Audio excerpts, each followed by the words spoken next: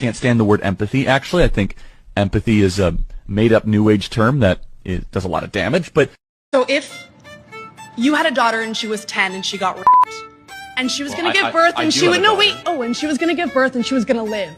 Would you want her to go through that and carry her baby? That's awfully graphic. It's no, but it's a real-life scenario that happens to many people. The answer is yes, the baby would be delivered. Oh, okay, great. So that's insane. Hey everybody, I'm here in South Korea. By the way, I'm here to park at night. That's the most dangerous thing that I just saw, which was a black cat.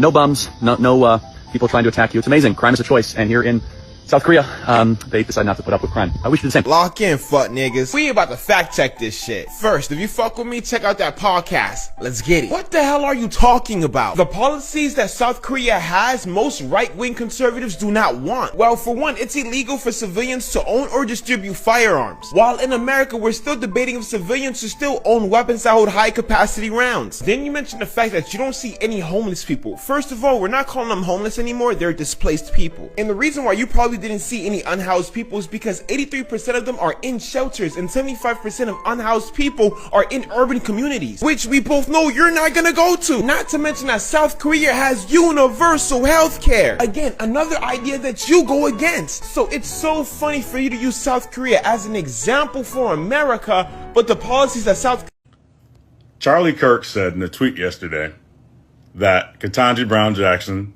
is a diversity hire. She's only there because she's a black woman. You dropped out of community college, my guy. Your skills are being 6'4" and being white. Justice Brown Jackson has a bachelor's degree from Harvard. She was near the top of her class. And she has a Juris Doctor, a JD, from Harvard. That's a law degree for you who never graduated from any college with anything ever. And she was also near the top of her class in that too.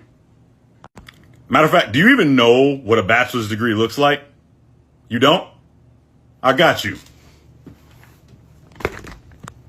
That's the bachelor's degree, you know, because you never reached that level. You didn't even reach the associate's level, so you don't understand what that is.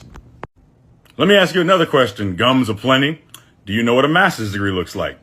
He didn't go to college. Charlie dropped out of community college. You know the college that he dropped out of had a 100% acceptance rate? Really? Yes. I don't understand. That's one thing that I think is hilarious to me is when Charlie says college is a scam, when his career is built off of debating college kids. If college was a scam and did not exist, Charlie Kirk would not have a platform. That's crazy to think about, but you're right. And he didn't even go to college. Yeah, he went viral he built a business off those debates. Yes. Those college debates. Off debating college kids. He wandered around universities that he couldn't get into or complete to tell the students there that they were being scammed while profiting off of disincentivizing students. It's a weird thing to do.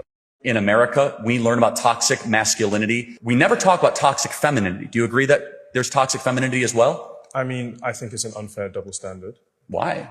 Well, how can femininity not be toxic if masculinity can? I think that they come from two very different places. I think toxic masculinity comes from a level of misogyny, where I think toxic femininity often comes from a reaction to a misogynistic system, which fundamentally oppresses and systematically oppresses women. And I'm not saying that toxic femininity is a good thing, but I'm saying it's a much more understood and valid reaction to a system of oppression versus toxic masculinity, which oppresses. Okay. So even if I grant you that, are they teaching toxic? Is that term ever been used in a school that you know of?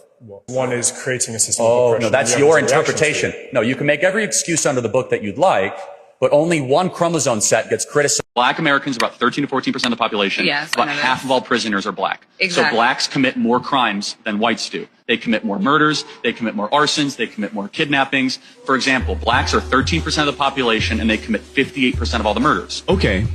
Let's talk about it. These are obviously racist claims, but I will respond to them as if Charlie Kirk were a reasonable person. Black Americans are about 13 to 14% of the population. Yes, about half of all prisoners are black. Wrong. Just 38% of America's prison population is black. That's according to the U.S. government. But it makes you wonder why Charlie feels the need to add an additional 12% to the black prison population. Could it be because his bigoted talking points only work if he exaggerates them? If Charlie were actually looking for the race that makes up half the prison population in the U.S., he'd look no further than white people at 57%. Exactly. So blacks commit more crimes than whites do. Wrong. The word so is doing a lot of heavy lifting in that sentence. Exactly. So blacks commit more crimes. He's saying so, as in therefore, as in one. Charlie Kirk has no problem putting his true beliefs about anyone who isn't a white, rabid conservative like him on full display. You're gonna remove my appendix and you're a black lesbian. See a black pilot, you wonder, you say, I hope they are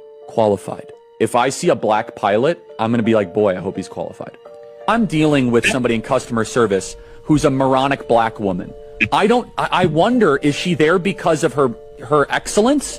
Or is she there because of affirmative action? Thomas Sowell and Justice Clarence Thomas are far better black role models to celebrate than Martin Luther King. Period. End of story. This guy is not worthy of a national holiday. He is not worthy of godlike status. In fact, I think it's really harmful.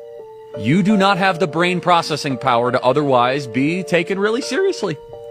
You had to go steal a white person's slot to go be taken somewhat seriously. Play cut 52. I'm going to trust the Lord. I know what we're saying is true. I was disappointed because I said, listen, guys, you could hate what I'm doing. You could criticize it. I live like a capitalist every single day, Shank. I live as a capitalist, okay? I live what I believe. No. What do? I get